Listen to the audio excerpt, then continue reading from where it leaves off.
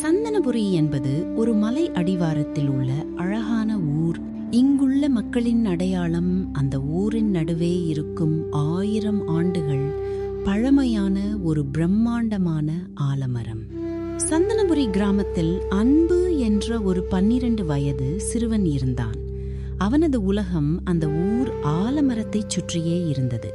அந்த மரம் வெறும் மரம் மட்டுமல்ல, ஊர் மக்கள் பஞ்சாயத்து கூடும் இடம், குழந்தைகள் விளையாடும் திடல், பறவைகளின் சொர்க்கம். ஆனால் அந்த கிராமத்திற்கு வரதன் என்ற ஒரு தொழிலதிபரின் வருகை ஆபத்தாக மாறியது. தாத்தா, இந்த ஆலமரம் எவ்வளவு பெரியது! இதன் விழுதுகளை பிடித்தால் வானத்தையே தொட்டுவிடலாம் போலிருக்கிறது. ஆமாம் அன்பு, இது நம் முன்னோர்கள் நட்டது. இந்த மரம் இருக்கும் வரைதான் நம் ஊரில் நிலத்தடி நீர் வற்றாமல் இருக்கும்.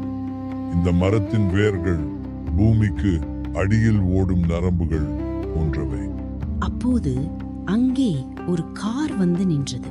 அதிலிருந்து வரதன் இறங்கினார். அவர் அந்த ஊரில் ஒரு பெரிய தொழிற்சாலை கட்ட திட்டமிட்டிருந்தார். பெரியவரே, இந்த ஊர் முன்னேற வேண்டாமா? இந்த பழைய மரத்தை வெட்டிவிட்டு இங்கே ஒரு பெரிய மெஷின் ஷெட் போட்டால் உங்கள் ஊர் இளைஞர்களுக்கு வேலை கிடைக்குமே. இந்த மரத்தால் உங்களுக்கு என்ன லாபம்? ஐயா, இது லாபத்தை பார்க்கும் விஷயம் அல்ல. இது எங்கள் அடையாளம். இது வெட்ட நாங்கள் விடமாட்டோம். தாத்தா மறுத்தாலும் வரதன் விடுவதாக இல்லை. அவர் கிராமத்து இளைஞர்களில் சிலரை மூளைச்சலவை செய்தார். பணத்தை காட்டி அவர்களை தன் பக்கம் இழுத்தார். பாருங்கள் இளைஞர்களே, இந்த ஒரு மரத்திற்காகவா உங்கள் வாழ்க்கையை வீணடிக்கிறீர்கள்? நான் உங்களுக்கு மாதம் நல்ல சம்பளம் தருகிறேன். இந்த மரத்தை வெட்ட சம்மதித்தால் ஒவ்வொரு வீட்டுக்கும் 1,00,000 ரூபாய் தருகிறேன். ஆமாம், தாத்தா சொல்வதை கேட்காதீர்கள். இந்த மரம் இருந்து என்ன ஆகப் போகிறது? நமக்கு வேலைதான் முக்கியம்.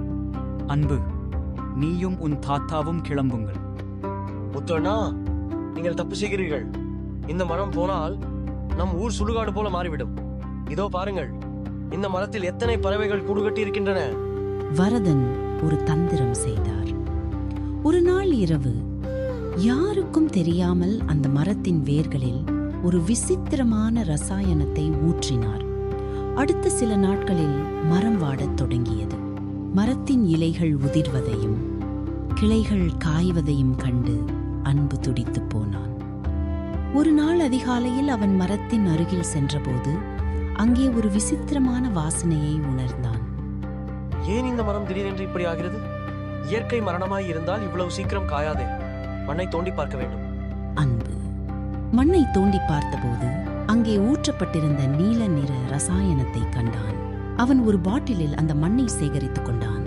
இதற்கிடையில் வரதன் ஊர் மக்களை திரட்டினார். பார்த்தீர்களா? உங்கள் சாமி மரம் தானாகவே செத்து போகிறது. இது ஒரு கெட்ட சகுனம். இதை உடனே வெட்டிவிட்டு தொழிற்சாலை வேலையை ஆரம்பிப்போம்.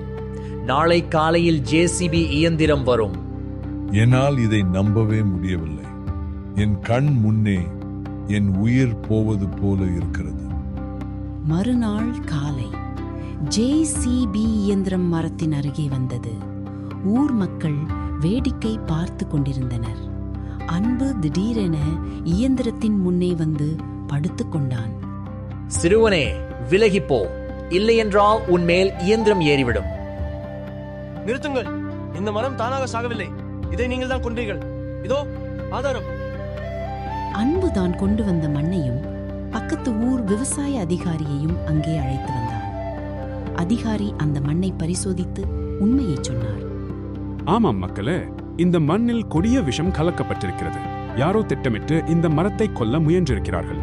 இதோ இந்த CCTV கேமரா பதிவை பாருங்கள். பக்கத்து வீட்டு மாடியில் இருக்கும் கேமராவில் வரதன் ஆட்கள் இரவு ரசாயனம் ஊற்றுவது தெளிவாக தெரிகிறது. ஊர் மக்கள் கொதித்து போனார்கள்.